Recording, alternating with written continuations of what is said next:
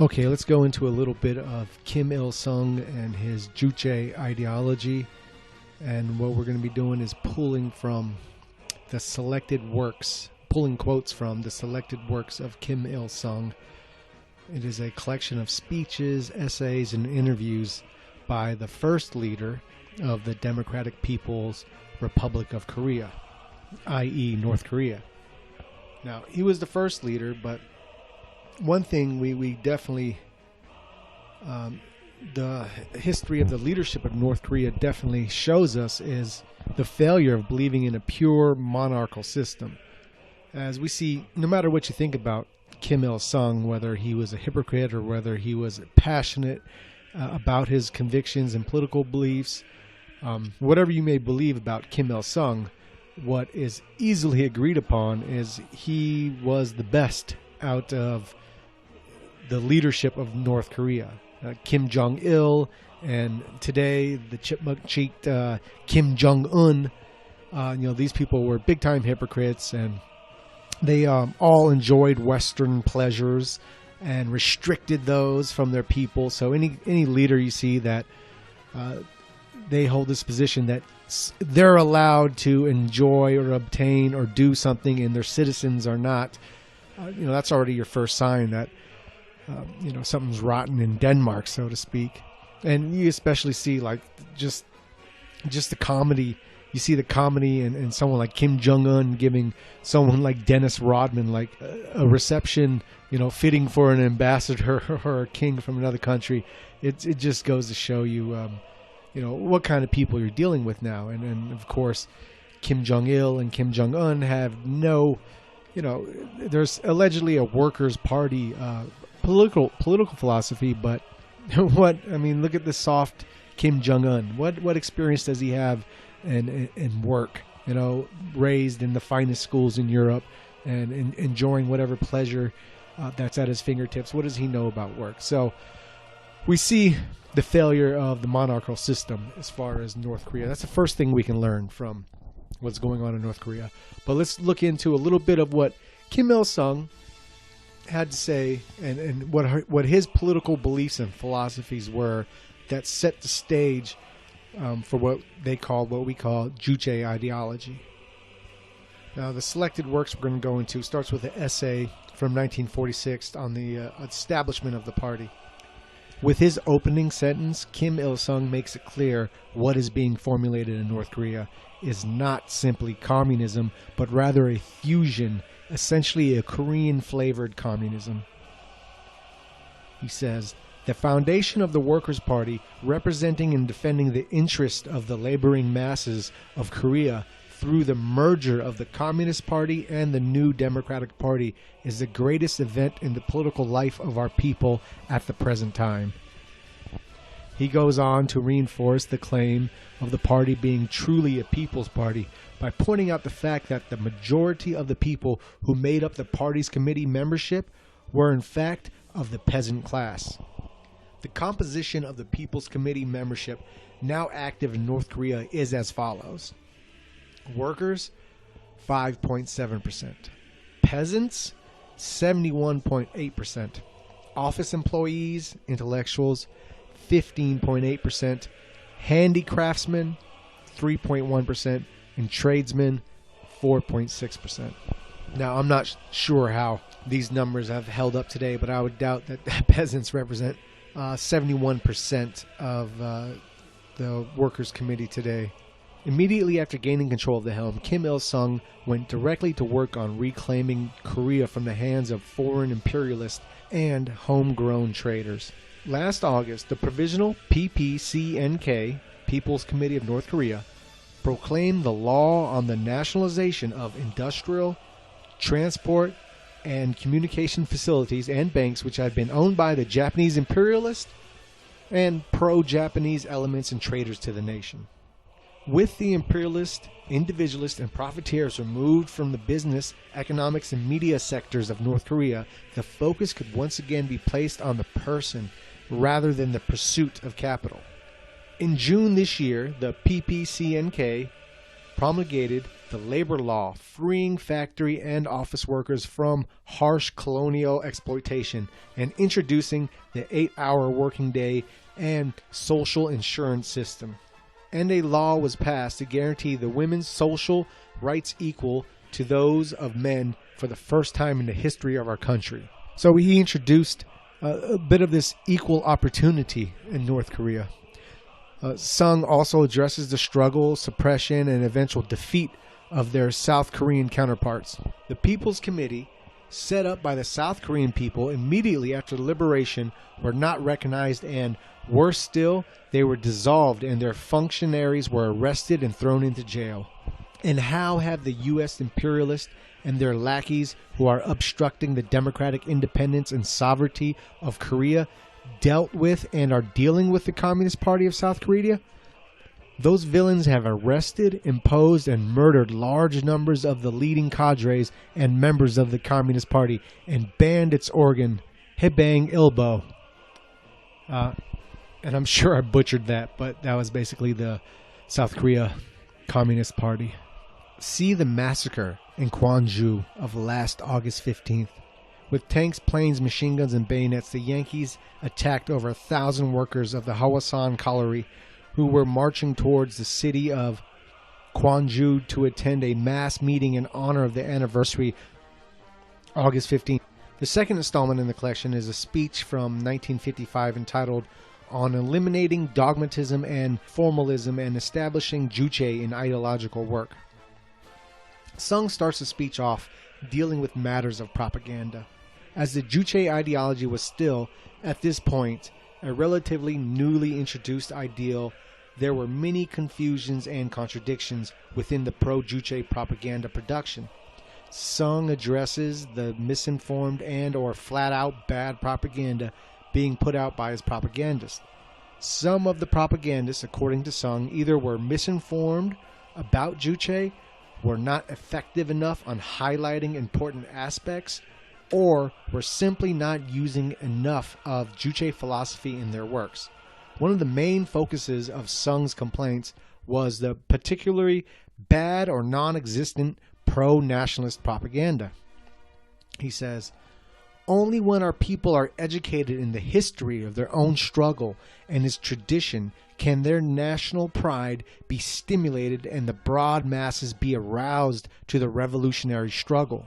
The Gwangju student incident, for example, was a mass struggle in which tens of thousands of Korean youths and students rose against Japanese imperialism. It played a big part in inspiring the anti-Japanese spirit in broad sections of Korean youth. As a matter of course, we should publicize this movement widely and educate youth and students in the brave fighting spirit displayed by their forerunners. Our propaganda workers have failed to do so. Instead, Syngman Rhee has been making propaganda of this movement in his favor. This has created a false impression that the communists disregard national traditions. What a dangerous thing. It is impossible for us to win over the South Korean youth if we are going on working in this way.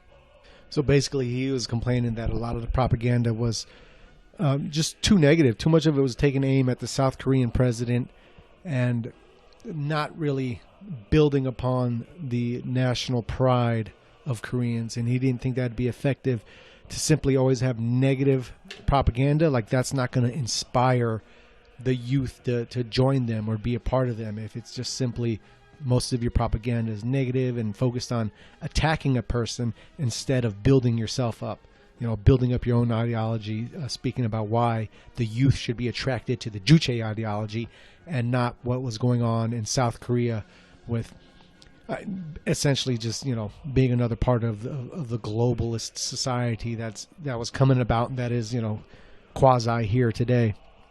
He goes on, I noticed that in primary school that all the portraits hanging on the walls were foreigners, such as Mayakovsky, Pushkin, etc., and there were none of Koreans. If children are educated in this way, how can they be expected to have national pride? In compelling school books, too, materials are not taken from our literary works, but from foreign ones. All this is due to the lack of Juche. The lack of Juche and propaganda work has done much harm to party work. Sung had to remind his audience that the Korean communism was just that, and not that of Russia or anyone else for that matter. Comrade Pak Young Bin, on returning from the Soviet Union, said that since the Soviet Union was following the line of easing international tension, we should also drop our slogan against the U.S. imperialism. Such an assertion has nothing to do with revolutionary vigilance. The U.S. imperialists scorched our land, slaughtered our innocent people en masse, and are still occupying the southern half of our country. They are our sworn enemy, aren't they? Many comrades swallow Marxism-Leninism whole instead of digesting and assimilating it. It is therefore self-evident that they are unable to display revolutionary initiative. So they weren't, just because Russia, communist Russia, and even communist China had helped put them into power, they were not going to toe the line if Moscow said, hey, let's ease back on anti-U.S. propaganda because we're trying to, because it is not beneficial to our worldly plans right now. They weren't having it. They were specifically, as he goes on to stress, this was based off Korean, the ethnic Koreans and the tradition and the culture and the history of Korea and the Korean people and their expression into the culture. These were big parts of their brand of communism, quote unquote communism. Every effort should be made to unearth our national legacies and carry them forward. True, we should be active in learning from what is progressive internationally, but we should develop fine things of our own while introducing advanced culture. Otherwise, our people will lose faith in their own ability and become spineless people who only try to copy from others. So these are profound realizations by Kim Il-sung here, and saying, look, we can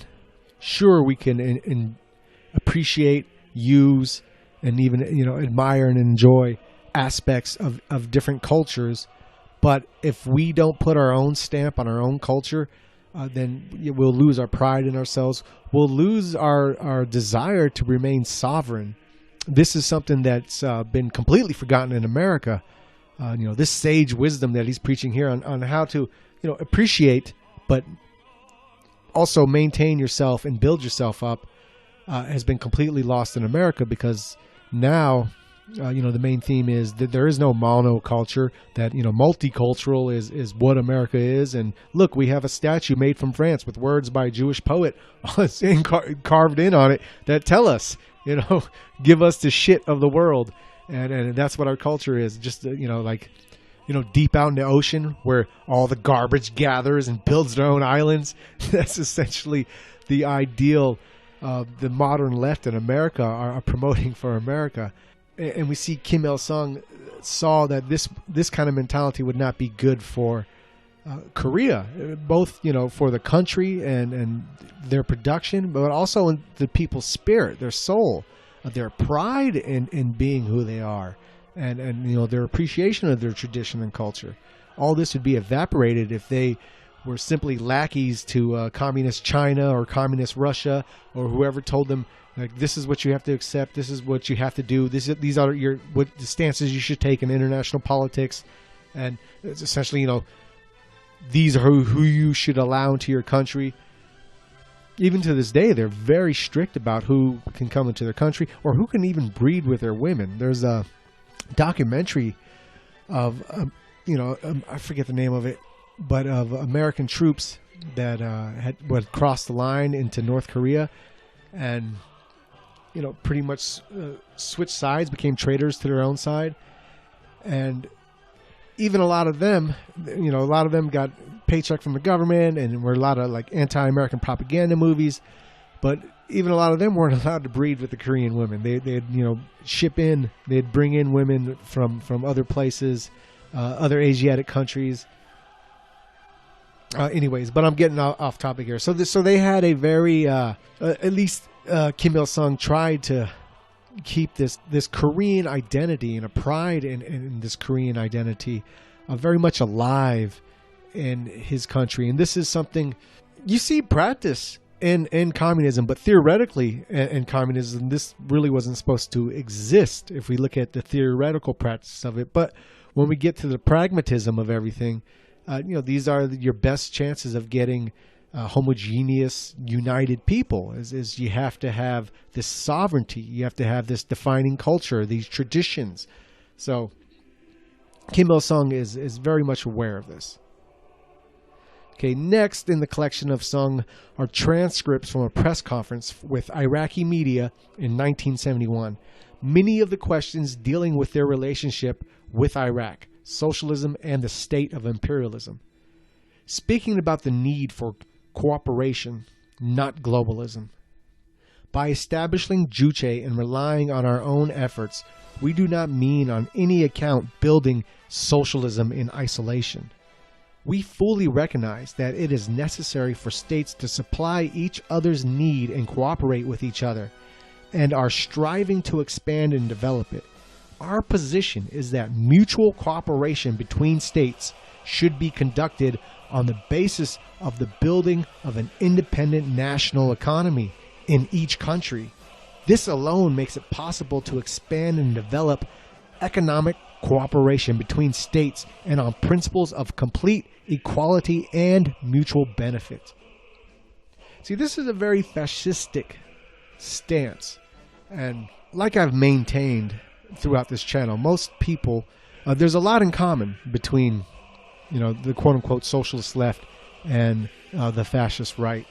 But most people are more into labeling people and attacking people through the labels, whether the labels are accurate or not. Okay, let's go to a question here from the Iraqi media. Question: the relations between the Democratic People's Republic of Korea and the Republic of Iraq were established already long ago. However, it was only after the July 17, 1968 revolution that the relations took a decisive turn. And they're talking about the Baptist revolution there, Saddam Hussein. What is your appraisal of the success attained by the Iraqi people in the 2 years after the revolution, and particularly the solution of the Kurd national problem on a peaceful and democratic basis, and of its influence upon the strengthening of the anti-imperialist People's Front?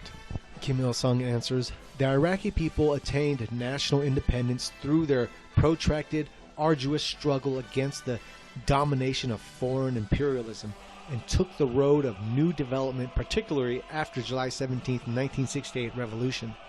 This was not only a great victory of the Iraqi people, but a common victory of the peoples who have risen in the anti-imperialist national liberation struggle, and a heavy blow to the imperialist and the colonialist. That's a grand irony of today too, what he's talking about here. Listen to what he says. This was not only a great victory of Iraqi people, but a common victory amongst the peoples who have risen in the anti-imperialist national liberation struggle. Now, the grand irony is much of today, who we call the left in America, and throughout the world, throughout Europe, is actually fighting on the side of the imperialist and trying to destroy the national themes of people. It's the grand irony of it, and they view themselves as somehow not a part of the system, but they're fighting for essentially globalism controlled by corporate oligarchies, international monetary funds, and federal reserves, and aka the usual suspects. Since the revolution, the Iraqi people, holding aloft a banner of anti-imperialism and independence, have unfolded a devoted struggle to consolidate national independence and build a new, prosperous Iraq, and have achieved great successes in a short span of time. Many difficulties confronted the Iraqi people who set out the road of struggle for building a new life. The imperialists, headed by U.S. imperialism, and the Israeli aggressors and their accomplices, the reactionary forces at home, resorted to every underhanded scheme to wrest from the Iraqi people from the anti-imperialist front. On the relationship between the two countries, he says, the Korean people value the experience accumulated by the Iraqi people in the struggle against imperialism and the Israeli aggressors, and for unity, freedom, and socialism under the leadership of the Ba'ath Party, of the Ba'ath Socialist Party. On the question of Palestine, Kim Il-sung said, Our people's solidarity with and support and encouragement to the Arab people's revolutionary struggle are constant. The Korean people will continue to resolutely support the valiant struggle of the Palestinian people for liberating their fatherland and the struggle of the entire Arab people against Zionism and imperialist aggression, and will always remain a close comrade in arms of the Arab people in their struggle against the common enemy. Our people will render active support and encouragement to the righteous struggle of the Arab people at all times. Then the selected speeches following the transcripts from the Iraqi journalist questions and answer session. There's a speech from 1986 entitled For the Development of the Non-Aligned Movement. In the speech, Sung focuses on what the non-aligned movement is about and what they should be striving to achieve. This speech is separated into 6 major subjects. And we'll go through a little bit of each of those subjects here. The present international situation and independence in the face of imperialism. Imperialism is the product of aggression and plunder, and it has grown fat on ceaseless aggression and plunder. Since the emergence of imperialism, mankind has suffered disasters of recurrent aggression and war, and has been deprived of immeasurable amounts of property, wealth, and the fruit of labor. As monopoly capital grows, so its tentacles of aggression and plunder are extended overseas. This is an inevitable outcome and the law of the development of capitalism. The method of its aggression and plunder have changed with the progress of time. Today, the imperialists are employing mainly neo-colonialism to invade, dominate, and plunder other countries. By entangling many developing countries in the neo-colonialist web of the so-called aid and cooperation, the imperialists have now seized the economic lifelines of these countries, made them nothing more than their sources of raw material and their markets, and grow rich by squeezing tremendous amounts of profit out of them. See, where he's wrong in this when he's talking about the imperialist, it's not like he puts it on a nation. Like he'll say America is doing this. But like take the African diamond mines, right? For example, it's not Americans, it's not a country benefiting from this imperialism. It's individuals, corporations that are benefiting from this, that are making the money from this, that are paying slave wages here, or even enforcing slavery to get things done in third world countries, and are reaping all the benefits of it. So this imperialism is even sicker than he understands, because it's not like it used to be a country thing. It used to be, and it's funny. It's something Trump had spoken about, like, well, when you go into a country, we should have took their oil. When he's talking about Iraq, we should have took their oil. Well, yeah, that would be a kind of imperialism that benefited the country. But this stuff that exists today, it's not even that. There's no American citizen has benefited one iota from Afghanistan, Iraq, any of these wars. Vietnam, let's keep going back. Germany, Japan, none of these wars. No American citizen has benefited at all. There is no, to the victor go the spoils. There is none of that today. It's always to the corporation goes everything. So it's this imperialism is. It's not even a national imperialism that he's kind of getting at. It's sicker than that. It's a corporate imperialism, done through the mask of a nation. Done through the blood, sweat, and tears of citizens of these nations. He goes on. The imperialists are working towards invading and dominating other countries in every possible way and in different fields. They are trying to invade other countries and establish political domination over them by resorting to military force and underhanded methods. They are also scheming to subordinate them economically and infiltrate them ideologically and culturally by means of surplus goods, unfair economic relations, decadent Western culture, and bourgeois way of life. So once again, going for that low-hanging fruit, turn the whole world into American consumers.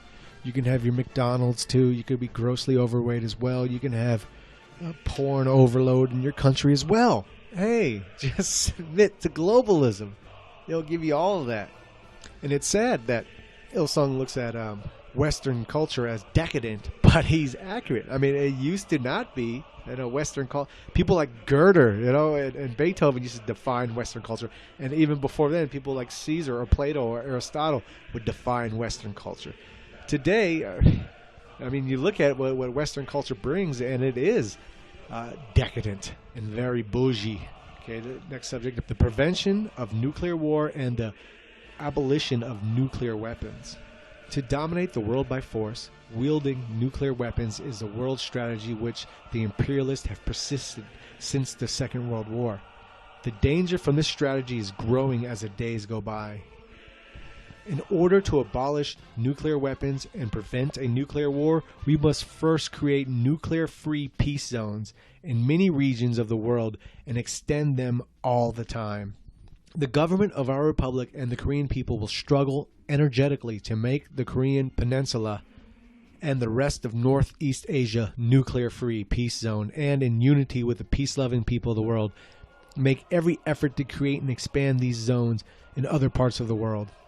Well, and North Korea as a people, their attitude has changed on that, but it's today these countries trying to obtain nuclear powers or nuclear weapons are mainly doing so, for a bargaining chip, and B, defense of being invaded. Because if you have nukes, more people are willing to listen to you or deal with you, and less likely to attack you. So it's unfortunate, but it seems the whole world's going into a race to arm themselves with more nuclear powers, because it is a bit hypocritical when countries that have stockpiles of nuclear weapons are telling other countries, hey, no, you shouldn't build nuclear weapons. The elimination of colonialism and racism and the accomplishment of the cause of national liberation. Under the active aegis of the imperialists, the South African racist and Israeli Zionist overtly pursue the racist and expansionist policy of aggression in all-out opposition to the cause of national liberation. In order to realize their ambition to establish a great Zionist empire in the Middle East, the Israeli Zionists have occupied Arab lands and are pursuing the policy of establishing colonies. Under the active patronage of the imperialists, they are flagrantly violating national rights of the Palestinian and other Arab people, growing more blatantly ferocious and arrogant as each day passes. First, we must intensify together the struggle to put an end to the racist system of South Africa. South Africa is a major stronghold of colonialism. South African racism is the cruelest form of colonialism. It is a major obstacle to the complete liberation and decolonization of Africa. It is clear that without putting an end to the policy of apartheid in South Africa, it would be impossible to accomplish the cause of national liberation, stabilize the situation in this area, and defend the world peace and security. Second, we must foil the expansionist aggressive schemes of Israeli Zionists. Zionism is a form of racism and colonialism. The aggressive expansionist policy of the Israeli Zionist is the main factor obstructed in the triumphant advance of the cause of national liberation in the Middle East. Without thwarting Israel's aggressive schemes, it would be impossible for the Middle East countries to achieve their independence, territorial integrity, and progress, nor would it be possible to guarantee lasting world peace and security. The non-aligned countries must strongly denounce the criminal act perpetrated by the Israeli Zionists in their opposition to the Arab people and their efforts to destroy the liberation cause of the Palestinian people. They must continue to extend active support and solidarity to the Palestinian and Arab people in their just cause.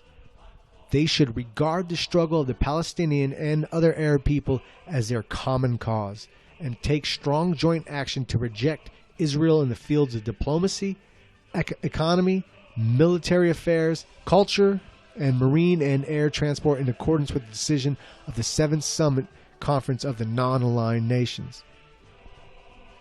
He goes on, the United States must stop giving the Israeli Zionists political and diplomatic support and military and economic aid, take their hands off the Middle East, and discard their ambition for dominating this region. Third, we must strengthen the solidarity with those people who are fighting for independence, sovereignty, and to build a new society. South-South cooperation and economic independence. South-South cooperation is a noble way for developing countries to strengthen their economy, independence, and achieve complete economic freedom through close economic and technical cooperation. The non-aligned and developing countries must also cooperate closely with each other in their efforts to improve the farming method. The most important way to increase grain production in developing countries is to improve the farming method and grow crops scientifically and technologically. Improving the farming method alone will mean a great increase in agricultural production, even though a large investment is not required. The developing countries must create new farming methods that suits the topographical and climatic conditions of every zone and country, and must make the good experience gained in this improvement widely known. The non-aligned and developing countries must establish wide cooperation and exchange with each other in the field of seed selection and production. Those countries whose technology and experience are good in the field must supply the technology on seed selection and production to other developing countries and provide progenitors when needed. In order to increase grain production, it is necessary to intensify joint study and mutual cooperation in the field of agricultural science. The non-aligned and developing countries must start a joint venture in agriculture. So he's calling for, collective unity with these companies, and as they discover things that work better for them, sharing them with other countries, essentially working together. So they can, survive the economic sanctions or the hostility of the globalist. A joint venture in agriculture is one reasonable way for the developing countries, including the African countries, to solve the food problem. If they undertake an extensive agriculture joint venture, the developing countries will not only be able to save the people from starvation by a rapid increase in agricultural production, but also strengthen the foundation of agricultural production. Establishing a global system of trade preferences between developing countries is a great importance in the improvement of trade among these countries. The non-aligned and developing countries must make joint effort to introduce the system as early as possible, which they never did, to their own detriment. The establishment of a new international economic order. Relying as ever on the old international economic order, the imperialists are plundering the developing countries of their natural resources and paying only a pittance for the results of the people's labor and obstructing the economic development of these countries. Protective trade and the high interest policy pursued by the developed countries, along with the continually worsening term of trade and the massive increase in foreign debts of all developing countries, are having a serious effect on the social and economic development of the non-aligned and developing countries. Because of the unfair international economic order, the economies of the developing countries are growing weaker and becoming stagnant. The economic situation in the African countries in particular is worsening. In reality, without abolishing the old economic order, the product of the colonial system and the lever of imperialist exploitation and plunder, it will be impossible for the non-aligned and developing countries to free themselves from international exploitation and plunder and then develop. At present, a non-equivalent exchange is being made as ever in trade between developing countries and the developed countries. The developing countries sell raw material at low prices and buy manufactured good at exorbitant prices, and the share that manufactured goods make up in the exports of these countries is decreasing continually. The result is that the trade deficit of the developing countries is increasing all the time, and their economic difficulties are becoming more serious. The development of the non-aligned movement. The non-aligned movement is a powerful, independent force of our times, which is opposed to imperialism. Only when this movement is strengthened will it be possible to succeed in repelling all forms of imperialist domination and subjugation, aggression and intervention. Defend the sovereignty of the non-aligned countries, and settle not only in the problem of establishing new international economic order, but also all other issues in the international arena in accordance with the aspirations and desires of the peoples of the newly emerged countries for independence. And it also makes it possible to prevent nuclear war, defend universal peace and security, and give strong impetus to the cause of national liberation. But once again, these non-aligned countries, they just simply didn't get on board with what Sung was speaking about or what he desired. All right, lastly, let's end with, from the selected works, it comes to an end with a speech from 1991 now, For Free and Peaceful New World. In this speech, Sung pontificates on his New World vision, a reunification of Korea, nuclear disarmament, among other things. In order to build the new world aspired to by mankind, it is necessary to abolish the unequal old international order in all the fields of politics, the economy and culture and establishment an equitable new international order. There are large and small countries in the world, but there cannot be major and minor countries. There are developed nations and less developed nations, but there cannot be nations destined to dominate other nations or those destined to be dominated. All countries and nations are equal members of the international community, and as such have the right to independence and equality. No privilege and no arbitrariness should be tolerated in international relations. Friendship and cooperation among countries must be fully developed on the principle of mutual respect, non-interference in affairs of other countries, equality and mutual benefit. So you see, we've gone through about a little more than 30 years of his thoughts, and they pretty much have been on the same thing. I mean, in 1991, he's asking for the same stuff he was talking about in the 1950s. Disarmament and the abolition of nuclear weapons and other types of weapons of mass destruction is the most pressing task to ensuring peace. The large stockpile of nuclear weapons now on Earth is a menace to the survival of mankind itself. So true. It is intolerable that the valuable results of science and technology created by mankind and social wealth be used for the productions of the means of aggression and war that threaten man's survival, and not for the well-being and development of humanity. The testing and production of nuclear weapons must be banned. The number of existing nuclear weapons must be reduced, and then nuclear weapons must be completely abolished. The political philosophy of our state is the Juche idea, which requires that all considerations should be centered on the man and everything should be made to serve him. By fighting in a single-hearted unity under the banner of the Juche ideology, our people have been able to build, even under the most difficult conditions and circumstances, man-created socialism in which the people are the genuine masters of the society and everything in society serves them. The democratic character of our society finds clear expression in the fact that all people, as masters of the state, equally enjoy a sound and stable life in its material and cultural aspects, exercising completely equal political rights, and that on the basis of comradely love and obligation, they work together for a common goal and develop together, helping one another and leading one another forward.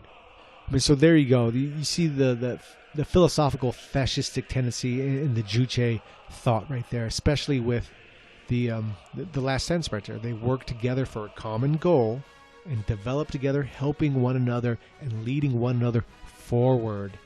Yes, progress, forward and upward. You know, not a nanny state, not a socialist nanny state to take care of ingrates, not this, parliamentary socialist bullshit, Bernie Sanders trash, Elizabeth Warren garbage, where you cater to the worst elements of society and promise to take care of them if they give you a vote and go your way. This was Juche was an ideology based on Korean homogeneity, embracing of the culture and the traditions of the Korean people, and the culture being their racial expression manifested into reality, with common goals and going forward together, helping each other, strengthening each other, working towards these common goals. Now let's go on with reunifying Korea. He says, reunifying Korea is a vital requirement of our nation.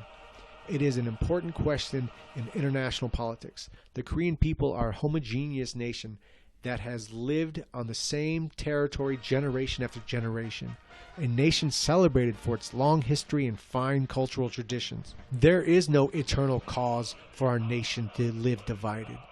Ours was not a defeated country in the Second World War. Our people contributed to destroying fascism, oh how dare you, through their long drawn-out national liberation struggle. In spite of this, after the war, our country was divided into North and South, contrary to the will of the Korean nation, and the nation is still divided. This is not only a source of untold misfortune and suffering for our nation, but also a cause of the unstable and dangerous situation in the Asian region, both from the point of view of the national independence and the cause of peace in Asia and in the rest of the world. The question of Korea's reunification requires an immediate settlement. We consistently maintain the three principles of independence, peaceful reunification, and great national unity, which the North and South agreed upon and jointly declared.